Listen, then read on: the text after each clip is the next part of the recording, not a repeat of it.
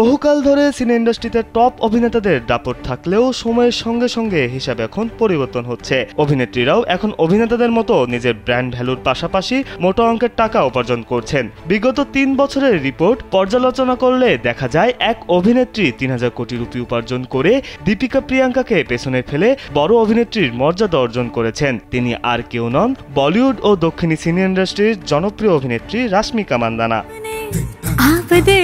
ख्वाब देखा इसकी आँखों में हमने। 2023 সাল থেকে শুরু করে 2025 সাল পর্যন্ত প্রেক্ষাগৃহে মুক্তি পাওয়া পরপর 3টি সিনেমায় ভারতীয় বক্স অফিসে ঝড় তুলেছে। স্যান্ডেলিনা সো রূপচর্চায় আভিজাত্য। সিনেমাগুলো বক্স অফিসে দারুণ পারফর্ম করার কারণে ইতোমধ্যে সিনেপ্রেমীরা তাকে লাকি চার্ম বলতে শুরু করেছেন।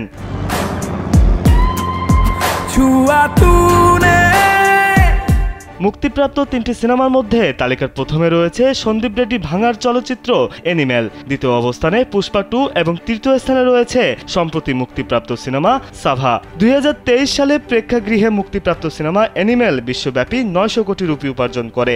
এই ছবিতে রাশ্মিকার পাশাপাশি রণবীর কাপুর ছিলেন প্রধান চরিত্রে এবং তার সঙ্গে ছিলেন ববি দেওল, অনিল কাপুর, তৃপ্তি ডিমরি সহ আরও অনেকে।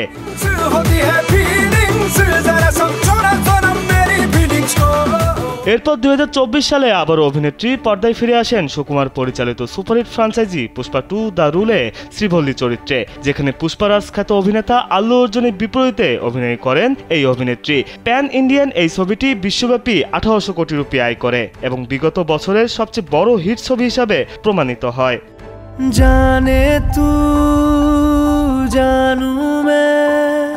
এদিকে চলতি বছরের 14 ফেব্রুয়ারি মুক্তি পায় অভিনেত্রীর সবশেষ সিনেমা সাভা। ছবিতে ভিকি কৌশলের বিপরীতে প্রধান নারী চরিত্রে পর্দায় দেখা যায় তাকে। চলচ্চিত্রটি বক্স অফিসে দাপট দেখিয়ে এখন পর্যন্ত আয় করেছে 116.5 কোটি রুপি।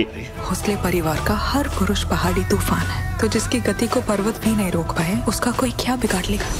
এখন এই সব ছবির আয়ের হিসাব করলে দেখা যাবে রাশ্মিকা বিশ্বব্যাপী প্রায় 3000 কোটি রুপি আয় করেছেন, যা বলিউডের তাবর তাবর অভিনেত্রীদের আয়কে পেছনে ফেলে দেয়। বর্তমানে অভিনেত্রী নির্মাতা AR মুরুগাদোসের পরিচালিত সিকান্দার সিনেমায় অভিনয় করছেন, যেখানে পর্দায় সালমান খানের বিপরীতে প্রধান নারী চরিত্রে দেখা যাবে এই সুন্দরীকে। বিনোদন ডেস্ক, কালবেলা।